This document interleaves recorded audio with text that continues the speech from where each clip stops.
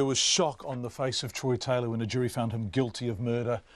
An hour and a bit ago, the 23-year-old was found guilty of the murder and assault of toddler Ihaka Stokes at their Christchurch home in 2015. Taylor was the partner of the boy's mother, Ihaka Stokes. Our reporter Maja Burry was in the High Court in Christchurch, and she joins us now live. Hi again, Maja. How did the court react?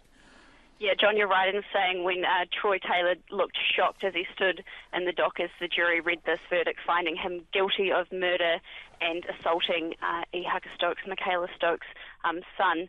And a short time ago outside court, Cameron Allen, who was the boy's biological father, when he was asked for comment on the verdict, he said, "Good job." But that was about all the reaction we got out of the people involved in this case. Taylor's defence lawyer didn't say anything as he left court, obviously not the outcome they wanted.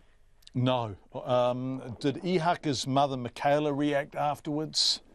No, she looked very sombre as she left court, obviously in shock. But the jury took 4 hours to reach their decision, and that's after hearing 8 days of evidence in this trial.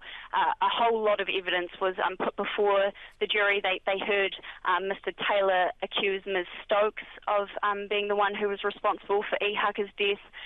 But obviously today the jury decided that it was in fact Troy Taylor who had murdered Ihaka Stokes. Yes, they were certainly, the defence team were certainly trying to just sow some doubt there in the jury's mind.